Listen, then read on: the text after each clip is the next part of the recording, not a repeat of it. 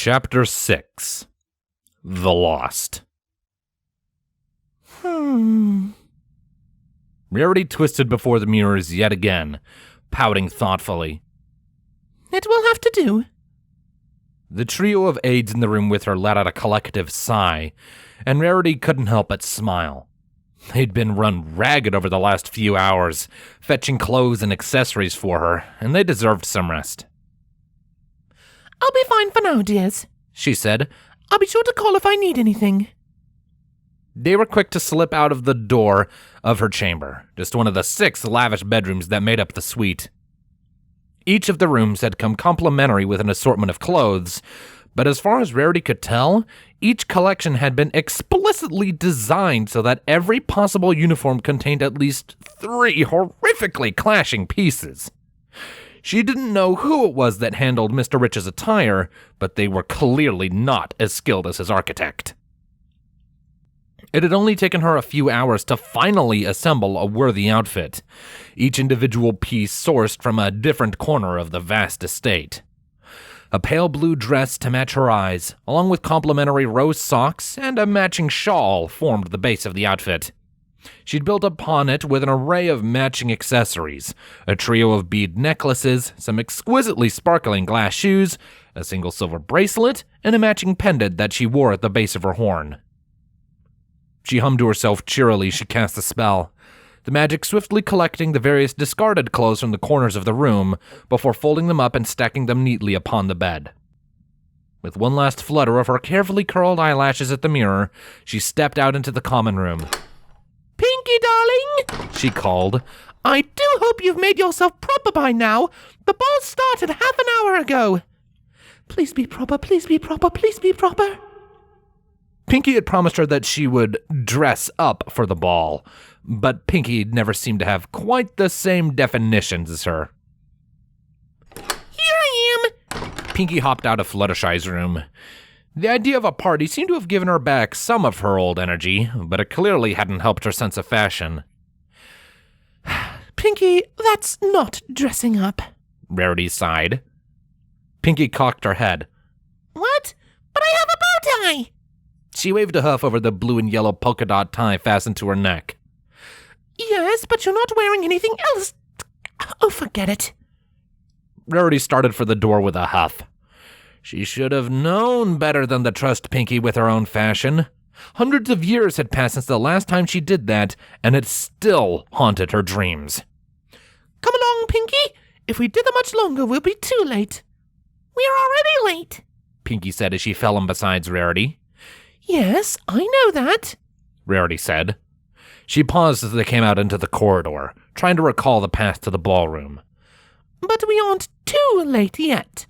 We're just late enough to be noticeable, but not so late as to seem distant. This way. I hope this isn't one of those boring parties, Pinkie said, a spring in her step. Parties always seem to get boring when ponies call them something else, especially balls. Oh, as if. Rarity turned to look at Pinkie, eyes widening. When did you put on a hat?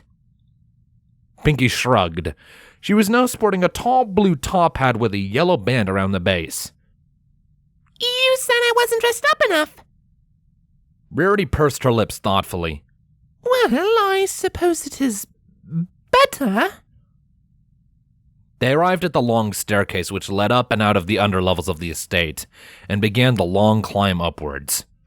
Rarity wasn't exactly sure what the social environment was like in the future, but what she was sure about was that she was the best suited of her friends to tackle it. Rainbow Dash and Applejack might be well suited to helping Twilight plumb the depths in that horrendously loud airship and its tiny submarine, but she would be the one to represent them to the world at large. She knew that Mr. Rich intended to show them off, as it were, and it was her every intent to exploit that angle as she maneuvered herself into place. With luck, she may even open up some useful new contacts. The staircase was much longer when one was going upwards, and the smothering weight of her clothes certainly didn't help. Rarity grimaced as she felt a bead of sweat drip down her forehead. At last, they reached the top. Rarity pushed the door open with her magic, strutting out with head held high, ready to impress. No pony noticed. In retrospect, there was no reason they would. The crowd of well-to-do mares and stallions were probably already engrossed in their own political dance as they drifted about the floor, and Mr. Rich had probably been keeping his find quiet leading up to the reveal. She was nothing more than another attractive mare, though one with an impeccable eye for fashion. A live band played an upbeat jazz piece from the stairs, with an energetic clarinet providing the melody, alongside a number of swinging saxophones and other brass instruments. A piano, bass, and drums had been set up at the bottom of the stairway, providing a steady rhythm for the ponies who took to dancing in the cleared center of the room. 2 long curving tables framed the dance floor, each one laden down with heaps of exquisite soups, salads, pastries, favors, and drinks. Smaller circular tables were scattered about the rest of the room, each one with some relic or more modern art serving as a centerpiece, while the high society of Highton drifted between them. Rarity's seasoned eye was quick to pick out the way that the more esteemed ponies remained at one table, claiming it as their own, while courtiers came and went by the whims of their desires. No time to waste. She had a lot of social ground to cover, and only the barest idea of what it contained. Her first step was to find Mr. Rich and, Rarity, Pinkie! I was starting to think you two had changed your mind. Mr. Rich appeared from the crowd, with a wide smile that reminded Rarity of a designer just moments before his models hit the runway. He was wearing an umber coat with silver highlights and might have even looked quite fetching, if not for his ridiculous green socks. Oh, we wouldn't dream of it, dear. We've been looking forward to it all day. Rarity extended her hoof, and he took it with a brief bow before letting it fall. Good. At least that hasn't changed. Wow! Future Nom parties have way more party than old Nom parties, Pinkie said. She pointed to the dance floor, beginning to bounce along to the beat itself. They even dance! Wow! Mr. Rich stepped in front of her hoof. You can get on the dance floor in good time now. First, we have to introduce you to all the guests. He gave them a gentle but firm push towards the staircase, warding off any guests that tried to say hello as he guided them through the crowd. Now, Miss Rarity, what's the most impressive spell you know? Rarity frowned as he pushed them up the half of the stairway left open by the band, and came to an abrupt stop. Mr. Rich, I am not just some trophy for you to show off for oohs and ahs. I am an artiste and a lady of class, and I demand to be treated as such. Mr. Rich paused mid-step. He looked at Rarity with a shadow of a grimace that quickly mutated into a broad smile. But that's exactly how I'm treating you. He returned to her side, laying a hoof over her shoulder. You're the guest of honor tonight, at the greatest social event in Highton. The greats throughout the city and its barren lands all come here to rub hooves, and tonight, they're waiting for you. His voice lowered, and she let him begin to guide her up the stairs once more. They don't know the details just yet, but they won't believe us when we tell them who you are.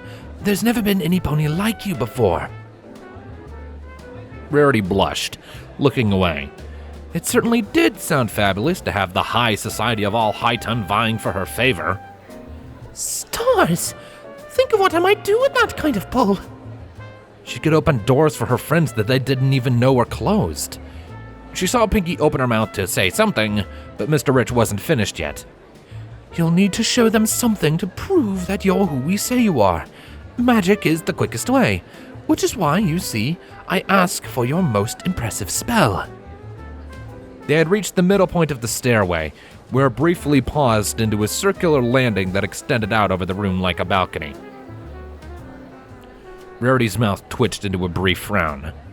Rich, darling, I'm no mage. I don't have dozens of spells like Twilight does. A high-pitched tinkling sound echoed across the room as an attendant standing on the balcony rang a small bell, and the crowd gradually fell into silence. The brass section in the band drifted off, leaving only the bass, drums, and a piano to play a gentle melody. Rarity let out an irritable huff as she saw that Mr. Rich had completely ignored her protests and was already addressing his guests, one hoof planted on the balcony railing while the other waved around dramatically. Fillies and gentle colts, he began, Friends, guests, partners, and fellows of mutual interests, today marks a great occasion both for myself and for ponykind as a whole. I'm sure you're all aware as to my investments into the salvage industry, and many of you have no doubt heard of their recent excursion into old Canterlot itself. He went on for some time, reminding the crowd of past accomplishments of the crew, as well as pointing out several of the relics decorating the smaller tables. Each one of these came with yet another story, which often turned into another one only slightly related. Rarity glanced to the crowd and was not surprised to see a mixture of boredom and impatience reflected in their eyes. It would seem that Mr. Rich did this often. And yet they sit and wait patiently. Is it out of respect, anticipation, or just a drunken stupor? Whichever it was, Rarity wasn't going to sit aside and watch while he hyped her up without her own permission. She marched up to the balcony and cleared her throat aggressively, intending to cut him off and demand he stop the charade that instant. Mr. Rich turned to her with a wide grin. "Ah, Lady Rarity, I know you're impatient, so I'll skip the rubbish." A few appreciative cheers drifted up from the crowd. Rarity frowned. "That's not what I wanted." She opened her mouth to, "I present to you all." Mr. Rich stepped aside with a flourish. "Found in stasis deep within the dark vaults of old Canterlot itself, a survivor from before the floods, Countess Rarity." "Countess?"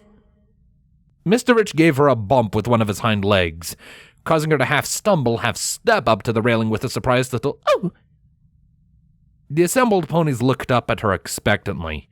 Varying shades of disappointment and skepticism passed over the crowd, broken only by the sparse pockets of disbelieving awe.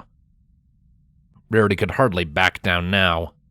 It wouldn't do to lose face on such a hugely humiliating scale before she'd even entered the game. She smiled, raised a hoof, and gave a wave. "A pleasure to meet you all." One of the mares in the crowd, sporting a ridiculously large feathered cap, rolled her eyes. "Have you finally lost it, Rich?" she called out. "You can't expect us to believe every ridiculous story you tell us just because you push some tramp onto the stage." Tramp? The word cut through the tension in the air in much the same way that an arrow might cut through an uneasy peace. Rarity's lip gave a twitch as she registered the insult, and only a half-second later her polite smile was replaced with a blazing growl as her lips curled back. "Tramp?" she echoed.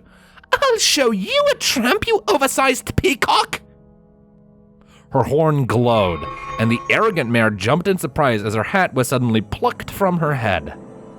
A wave of gasps rolled over the crowd, a mixture of both awe and shock, but Rarity wasn't done yet. She'd been holding back a certain frustration ever since arriving in this mismatched palace, where the attendants all wore clashing, oversaturated colors, and the host dared to ruin the only perfectly reasonable outfit she'd seen all day with those outrageously green socks. It had only built upon her irritation at the constant stain of soot and ash which permeated Highton, the humidity that had ruined her wedding haircut after it literally survived the apocalypse, and Pinkie's insistence on wearing nothing more than a bow tie to a formal event. The insult was the last tug which snapped the fraying fabric of her composure. With a practiced seamstress's eye, she scanned the crowd. Mr. Rich might have had a horrific eye for color, but the assembled rich and wealthy made for a far better wardrobe. "Brace yourselves, Highton, to see what a true lady of culture looks like." Across the room, mares and stallions let out shouts of alarm, glee, or outrage as the blue glow of Rarity's magic yanked away hats, scarves, ties, and shawls. Each piece floated briefly in the air before becoming undone, its threads unraveling as it separated into its components. It wasn't enough. Shirts, suits, and entire dresses came next. Those who were well-dressed were left alone, like islands in a sea of ponies left nude, or just short of it. A veritable maelstrom of fabric swirled in the air, painting the room with a pale blue tint. Rarity narrowed her eyes, looking over her fresh material. Her patching kit floated out from within a sleeve. She would have preferred to do this at a proper workstation, but sometimes the lady had to make do with less. With the needle in her magic and the pattern in her mind, Rarity set to work. She had to be quick, lest the crowd grow frustrated before she finished. Luckily for her, every pony seemed to be following some fad involving 3-tone cool color combinations and feathers, which made it easy for her to take what she wanted from each outfit and fuse the pieces together with a few recycled threads. Within just a few minutes, she was done. She allowed the leftovers to fall, casting a simple glamour at the same time. The room seemed to dim, even as a bright light in front of the balcony hid her from view. She glanced back, quietly calling Pinkie's name. By the time the light faded, the transformation was complete. Rarity stood proudly before the assembled crowd, now wearing a thick blue and silver gown fit for a princess. Swirling patterns of silver thread raced across the fabric, coming together to draw shining renditions of her cutie mark. A high feathered collar ran up the back of her neck, cutting low in a graceful curve towards the front.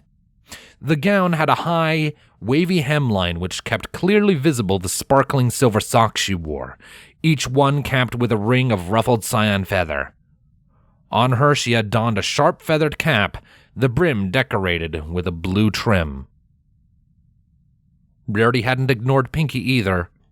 Her gregarious natural colors hadn't made it easy, but Rarity had managed to put together a short-cut dress with 2 tones of pale blue and a complementary yellow trim. Rarity raised her voice, striking a pose. I am Rarity! The crowd broke out into a cacophony of overlapping shouts.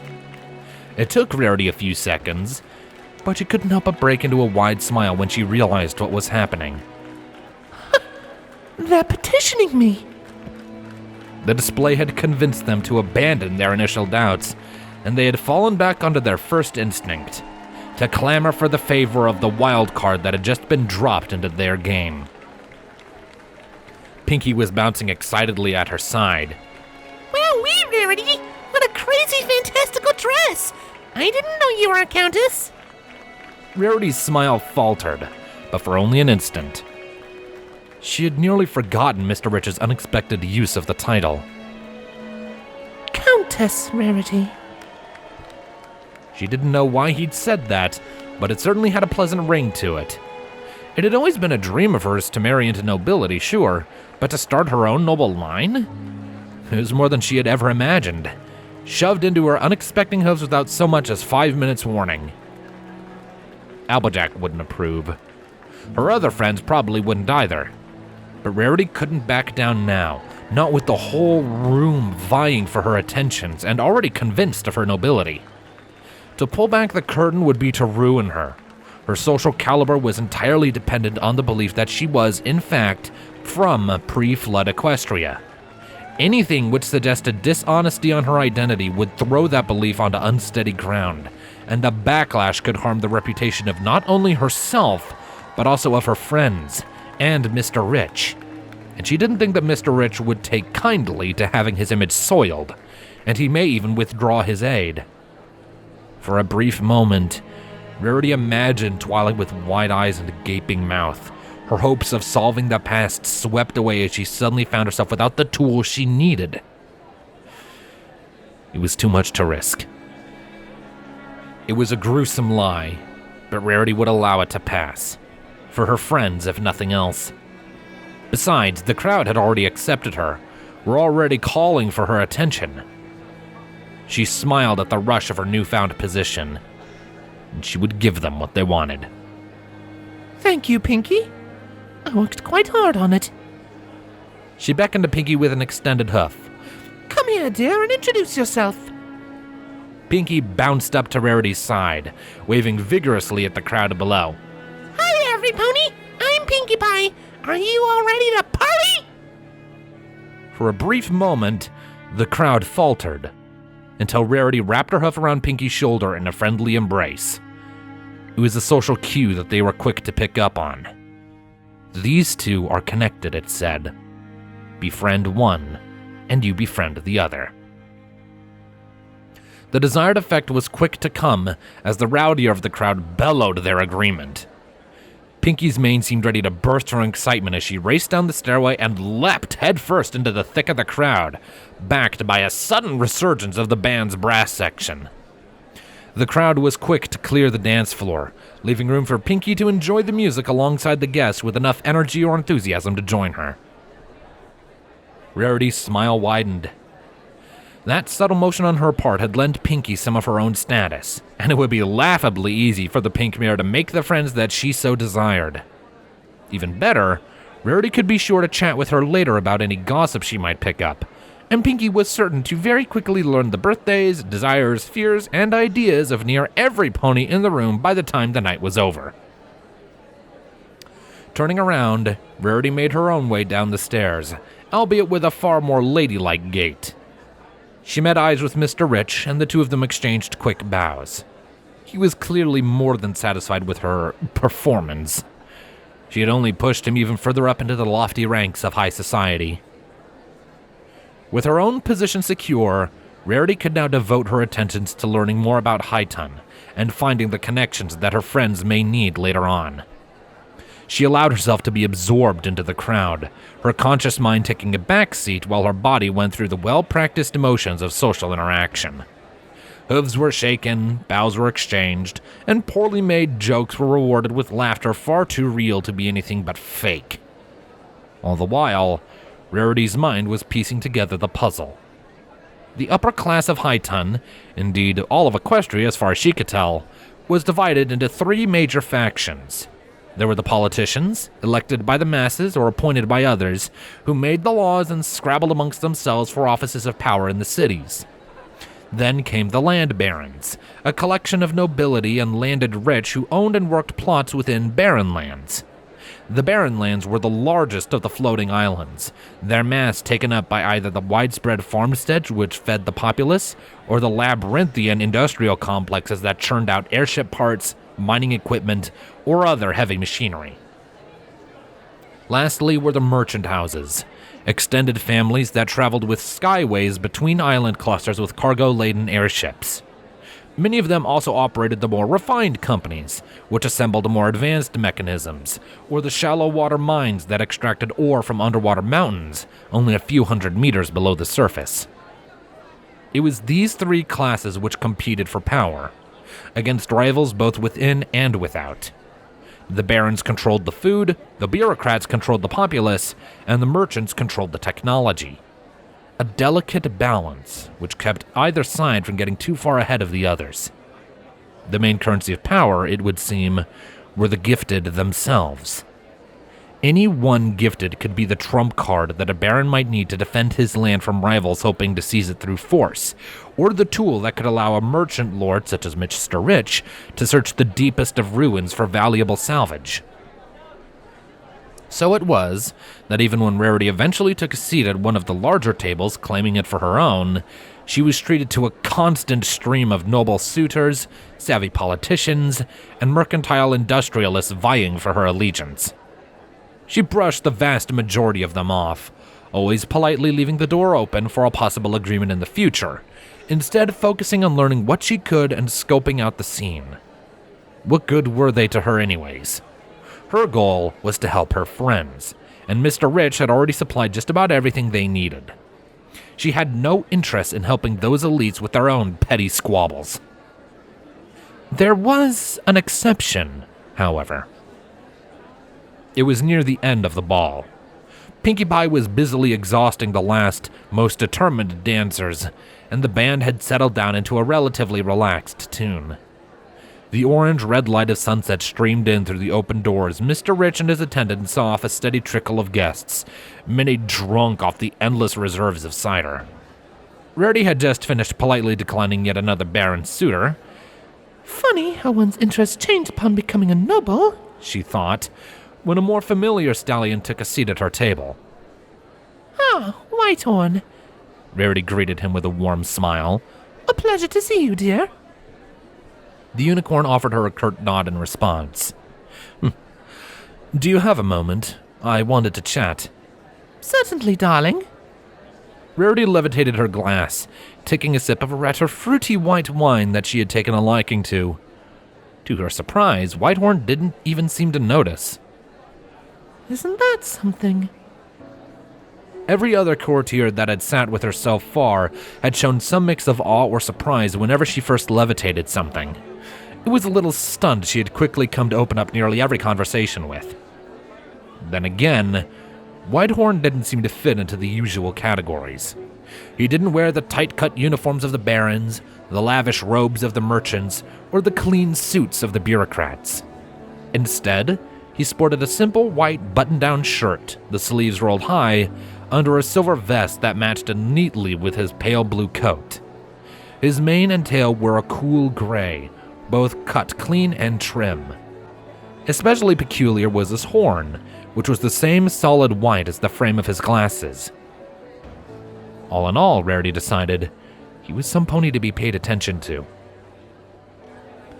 I was wondering just how attached you were to the crazy's estate, he said. He leaned forwards, putting a hoof on the table. I know that he lends you and your friends his materials, but what would it actually take you to leave? Rarity blinked. She took another sip of wine to stall for time.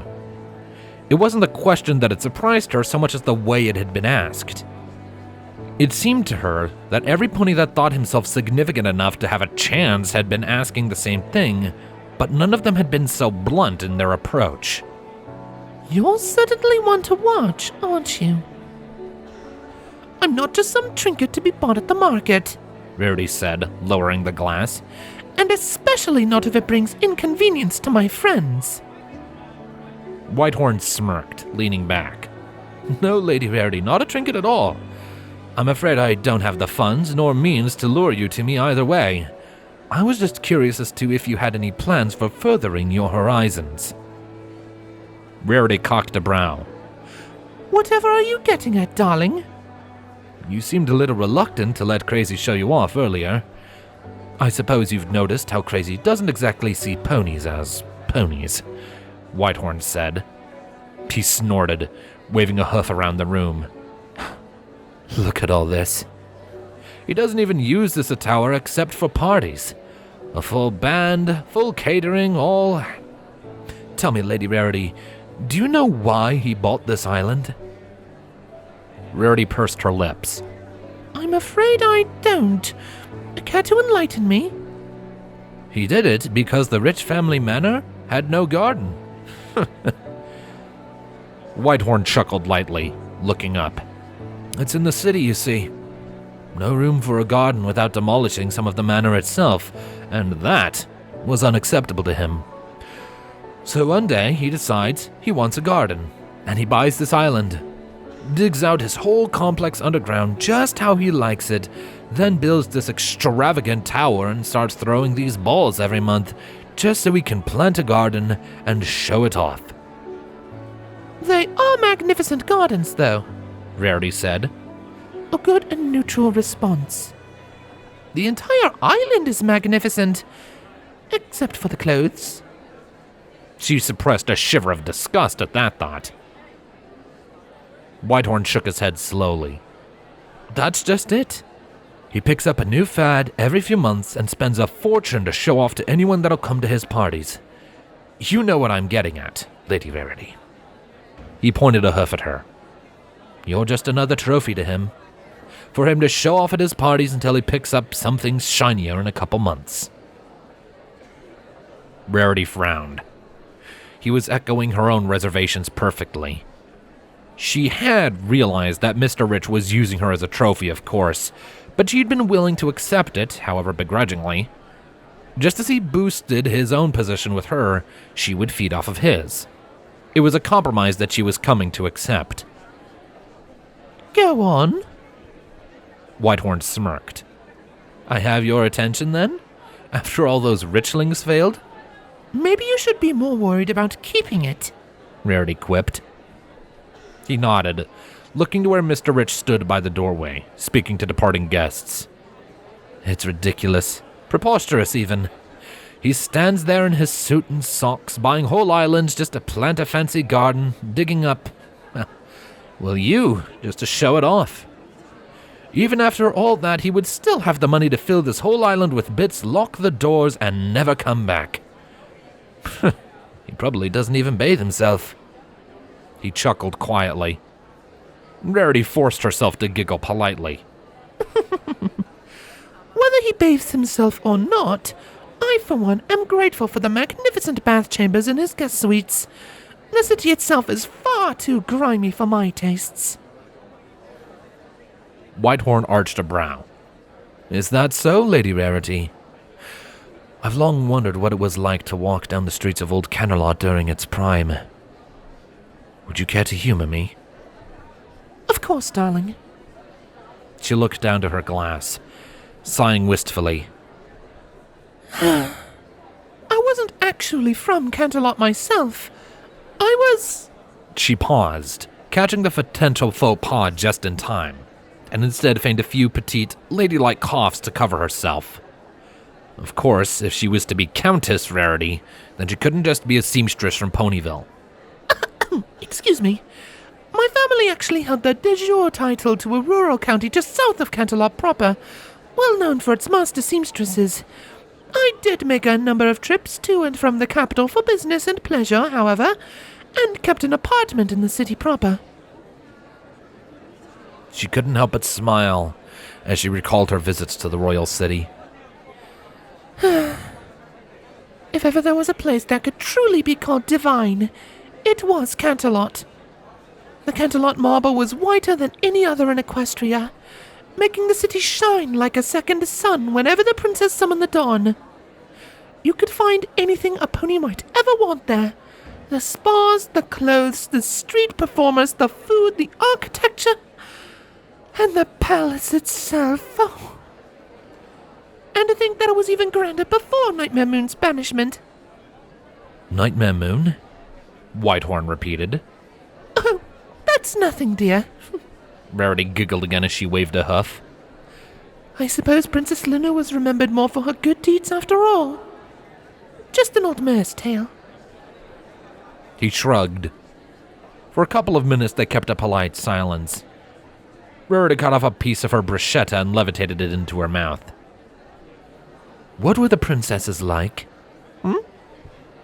Rarity cocked her head ever so slightly, swallowing the food. They were alive in your time. Did you ever have the chance to attend court? Whitehorn was gazing into his drink, eyeing the golden liquid with a sort of somber ponderance. I knew them far better than any courtier. But alas, she had to maintain her new identity. I did, yes, on occasion. They were the very definition of untouchable nobility, and yet nothing like any noble. Celestia was like... She was like a mother to every pony in Equestria, always watching over us and ensuring that every pony was given their fair lot in life. Luna as well. She wasn't quite as approachable, but she perhaps cared with even more ferocity than her sister. Whitehorn nodded, looking up to Rarity. How do you think they would feel about what their Equestria has become? Rarity frowned, humming thoughtfully. What would they think? She may have discovered some familiarity with how high society functioned in New Equestria, but the princesses had never cared much for the squabbles of the rich, as long as the everyday pony was happy. Rarity truthfully didn't know that much about modern life in Equestria beyond the constant stain of soot, or the smoke that drifted through the streets in strangling hazes. Now that she thought about it, she did suppose that most of the ponies she'd seen had a certain weariness about them. I honestly couldn't say much on that matter, Mr. Whitehorn. I do feel like Equestria was a happier place in my time. It was most definitely cleaner, if nothing else. She gave a half-hearted shrug, slowly stirring the wine with a levitated spoon. Either way, I'm sure that my friend Twilight will find some way to reverse whatever damage has been done. Whitehorn cocked his head. Twilight, that's the other unicorn, right? The purple one that left this morning with crazy salvagers? Rarity dipped her head, grinning proudly. Just the one. If there's any pony who can solve this mystery, it would be her. She'd work her whole life to do it if she had to. The stallion snorted. I don't know, Lady Rarity. It may take more than a single lifetime to change things back, and it may not even be possible. Well, of course it is. Rarity placed a hoof against her chest. She is an unparalleled master of magic. I have no doubt that she can discover what happened and reverse the process. I'm not talking about magic, my lady. Whitehorn gestured to the room around them. I'm talking about the ponies themselves. You say that once we had kind Alicord princesses watching over us, ensuring that all was fair and good? They have been gone for centuries, maybe even millennia. No pony knows for sure. What I do know is that society itself has changed. And that is not a reversal that can be made with a mere flick of the horn, even by the strongest of gifted. Changed how, darling? Rarity asked, brow creasing. Whitehorn downed the rest of his drink in one gulp, sliding the empty glass away from him. Take a walk around the city sometime, Countess. Keep your eyes open. You may find that the soul of pony kind has been tarnished far more than the land beneath their hooves. He reached into his vest pocket, removing a small card and pushing it across the table. Here, I'm afraid I must take my leave, but you're certainly a mare worth knowing. Do feel free to stop by if you wish to talk more. With that, he turned and made for the door. Rarity watched him with furrowed brow as he weaved between the smaller tables, gave Mr. Rich a curt nod and a quick smile, and then stepped out into the dawn air. She looked back down at the card on the table. The words Whitehorn freelance author stared back up at her, right above an address for what looked like some apartment in Highton. Rarity looked back up towards the door, head cocked. Mr. Rich glanced in her direction and caught her eye. He offered her a beaming grin, and she smiled politely in return. Her mind was elsewhere, however. She would have to take a walk later.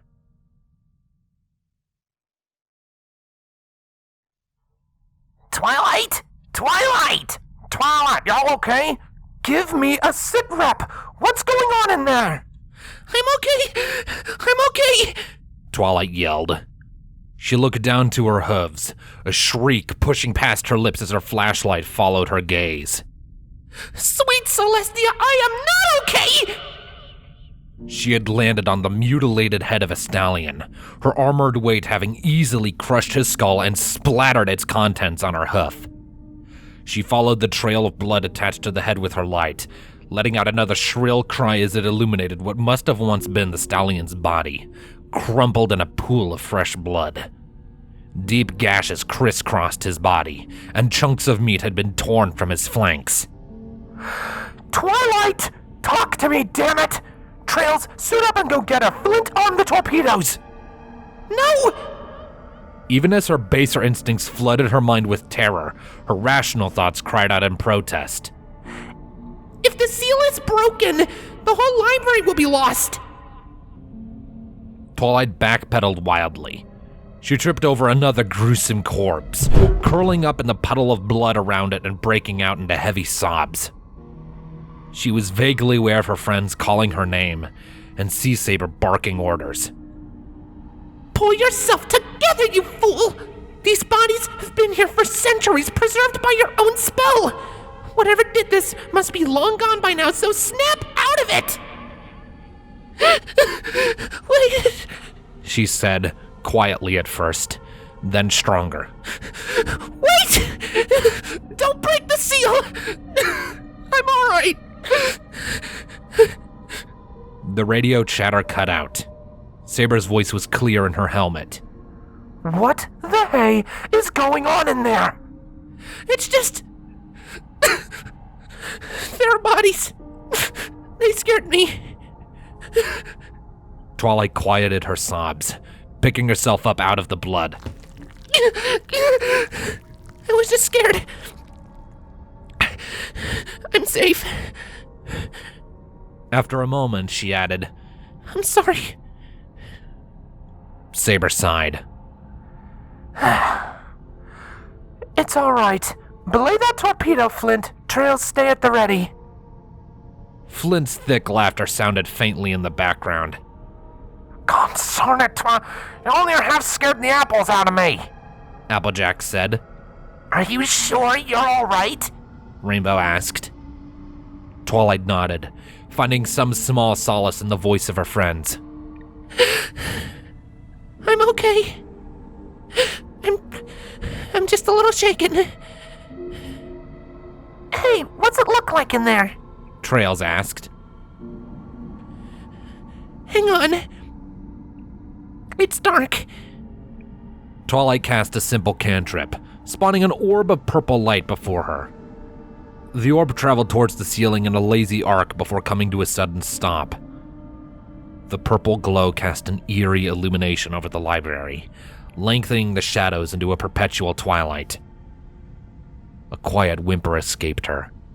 Sweet Celestia, what happened here?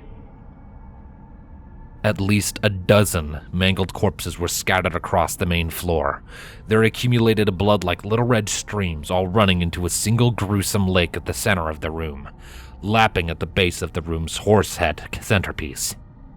Bone-deep gashes and torn flesh marred each body in grotesque groups, their faces twisted in eternal reflections of final agonies. Twilight gagged, fighting the urge to retch into her helmet. She gave a silent prayer of thanks for the fact that her pressurized armor had oxygen tanks saved her from having to smell the stench that must have hung in the room. However long ago this massacre had been, her preservation spell had kept the corpses fresh, and it even stopped the blood from drying. There's bodies everywhere, she said. She took a few tentative steps deeper into the tree. Looks like some kind of clawed animal attack. Bodies, huh? She heard Trails ask. Any horns? The question spawned a wave of revulsion in Twilight. They're more than just horns for sale. There are. Now that she looked, Twilight realized that all but a few of the corpses belonged to unicorns. It seemed that the only exceptions were a pair of Pegasi and a lone earth pony. Scrolls full of scribbled notes littered the tables and floor, competing for space with vials filled with colored liquids. Twilight gasped, her fear shoved aside by a surge of curiosity. She reached out with her magic, pulling the parchments and scrolls to float around her in a series of spinning rows. With a practiced eye, she scanned the pages, searching for the most significant information and discarding anything too bloodied or tattered to be read. Her heart skipped a beat as she picked out a name and pulled the scroll out of the rotation. Dear Diary, it said, I'm sorry I haven't written for a couple weeks, but time has been a rare commodity. I'll start with the bad news. The hold forts surrounding Camelot have been lost. My team was forced to pack up our lab as the guard fended off the beasts outside, and the fighting retreat we took to Ponyville was the most exhausting week of my life. It is not all bad, however. We were merged into 2 other teams and given royal writ to continue our research in the home of the late element of magic itself. An aura of study permeates this place, and the owl assistant has been a great boon in fetching and reshelving books. I feel for the creature, but he seems eager to help us solve this mystery. Even Princess Celestia herself has come to speak to us. The vicinity of the Everfree Forest should grant us plentiful subjects. I shall be on one of the first expeditions to retrieve samples. Here we have all of the tools we need. With the princess's blessing and the element of magic watching over us, we shall not fail. They were a research party, Twilight said. Her throat tightened as she returned the page to its place in the rotation. They came here to try and solve some mystery, but it looks like they never finished. because I wasn't here to help. Applejack's voice was quick to respond. Now I know what y'all are thinking, Twi. I'm telling you, it wasn't y'all's fault. I should have been there, Applejack. We all should have been there. When Equestrian needed us most, we were nowhere to be found. Twilight began to pace, paper still spinning around her. Hey! As usual, Rainbow's voice sounded far too close for comfort. This thing isn't over yet, Twilight. The fight isn't over until we're all gone, and we're all still here. You know you don't have to eat the mic, right? Trail's voice asked in the background. Saber spoke next. Focus on the present. We can always discuss findings or come back later, but your suit's oxygen won't last forever. Twilight nodded. All right. The faint sound of Rainbow bickering with Trails leaked into her helmet. Her thoughts drifted to Aloysius. A great boon. Looking around now, her throat began to burn as she realized that the bookshelves were all perfectly organized. Every book was exactly in the place she had left it, except the one she'd left out. They'd been returned to their proper places. Had the owl even understood that she was gone? Perhaps he somehow had known that she was still alive, and had kept the shelves tidy in some vain hope of her return? She shook her head, pulling another sheet of parchment to her teary eyes as she continued to pace. Week 3 progress report. The writing on this paper was long and elegant, each letter flowing into the next. Reports from the front line indicate an acceleration in the spread of the corruption. Spikes in attacks across Equestria, as well as in-house studies of creatures from infected land, show that living things exposed to it grow hostile and feral. Validated rumors seem to confirm that even ponies seem to become solitary and selfish after prolonged exposure. Progress has continued to stall since last week. We're planning another Everfree expedition, as the uniquely violent creatures there may hold the key to our dilemma. Princess Luna has agreed to personally accompany it, alongside an escort of Nighthooves. Food is becoming scarce. We pray to Celestia that a solution becomes clear soon. Luna had been here too? The Everfree would have been the next stop, unless something else came to light first. Had Equestria been defeated through military might? Perhaps the changelings had pushed outwards from Canerlot, but what was this corruption the report spoke of? Oof! The steadily spinning cylinder of paper abruptly collapsed as Twilight bumped into something, her concentration shattering. A loud metallic rattle filled the tree as the papers began to fall gently to the floor. Her hooves had carried her unbidden up to the second level of the library, where her personal rooms had been. The orb light's purple glow didn't shine as brightly up here, but her suit's flashlight was more than enough for her to see the battered and tarnished birdcage she had knocked over. Twilight's vision began to water once more as she knelt down to inspect the cage. Dents and scratches marred the inside, all tinged to the red of blood. The latch had been forcibly broken. There was a small note attached, stuck to the lock with glue. "Do not touch," it said, with a smaller scribble underneath adding, "Seriously." What? Twilight muttered. That's crazy. What is it? Saber asked. Twilight shook her head. Nothing. Whatever hardships Aloysius might have gone through without her, she hoped he had found some measure of peace before the end. Turning away, Twilight's light shone over her old bed.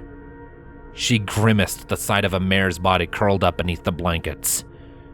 This mare looked strangely peaceful compared to the others, her eyes and mouth closed and her body clean of wounds. If not for the stillness of her chest, Twilight may have even thought her to be simply asleep. Stepping closer, Twilight saw a small journal open next to the mare. She grabbed it in her magic, levitating it closer to read. Lily Quick's journal, entry 242. As I write this, I know that my life is over. Perhaps all of Equestria is over. Either way, if Equestria is ever to find salvation, it won't be by our hooves. It's been raining for over a week now. Harder than I've ever seen before, and without any pause or hesitation. It only took a couple days for the waves to begin washing away homes with the ponies trapped inside. There's some enchantment over this place which seems to shield us, but Noonstar says that any breach in the tree will break its protection. The final baking shrieks of those being swept to their deaths haunt my dreams. We don't have enough food here for more than a couple days, and the flood has risen so high that no light can reach us. There's nothing but blackness outside. It's as if we're the last ponies alive. Perhaps we are. Our world has ended. But I still hold some small hope that even if we have failed, others might still succeed. The team has fallen to bickering and brawling over what little we have left. I think the corruption must be picking away at our nature.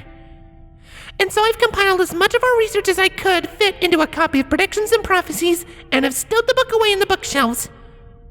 If you're reading this, then maybe we still have a chance after all. Find my notes, continue our work. May Celestia have mercy on us all. Twilight lowered the letter.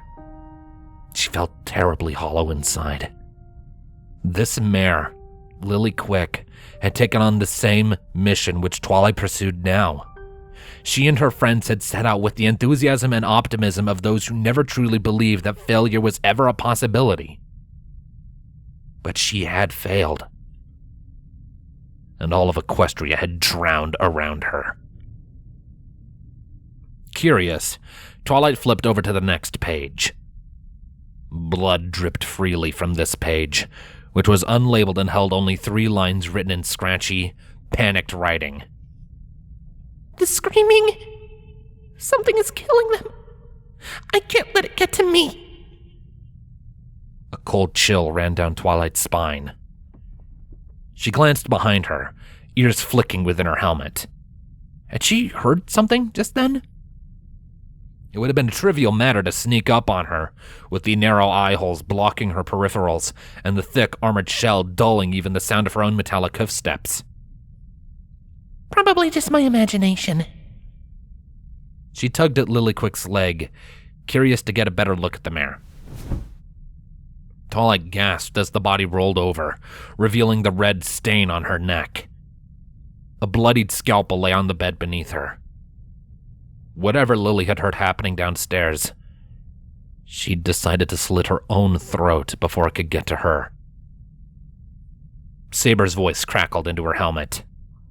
How are you doing, Twilight?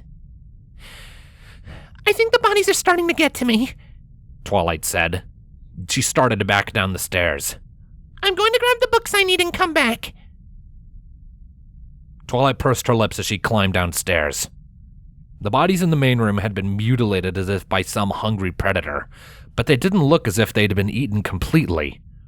Twilight had assumed that whatever beast had killed them had moved on. Lilyquick's untouched body suggested that there was something more to it, however. Why wouldn't the beast have done anything to her body? Had it even killed the rest of the research team out of hunger? Was it still there? She couldn't know for sure, and paranoia was beginning to gnaw at the edges of her mind. She brightened her orb light with a burst of magic, checking any corners that remained dark with her flashlight. Reaching the ground floor, Twilight broke into a trot. Trails, have you scanned the tree? Trail's low chuckle was quick to respond. I would, but there's half a dozen barriers in the way. Oh, right. After a moment's thought, Twilight dispelled the anti-mage field she'd stacked up on the old tree so long ago. They had weakened too much to be useful now anyways, after so many years. Well, alrighty then, doors open. Scanning now, but don't expect anything quick. Some pony broke my terminal. Twilight couldn't help but smile at the mare's jest, even if for a brief moment. She sent out a quick sonar pulse as she crossed the library.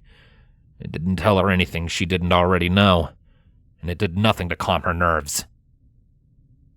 It didn't take long for her to find predictions and prophecies. Twilight had spent years carefully optimizing systems for sorting, organizing, and finding books, and the Golden Oak Library had used her most developed system. The book glowed a soft purple as she grabbed it in her magic.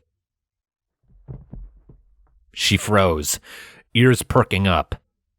She allowed her magical grasp to fizzle as she looked behind her. She was certain she had heard something that time. It had been so faint, only just barely registering at the very edge of her armor-dulled hearing. She waited for a few seconds, shining her light into the dark corners of the room. Nothing. Whatever it was, it did not change what she was here to do. She turned back to the shelf, quickly plucking the book from its place with her magic. She heard the noise again. Clearly this time. Right behind her.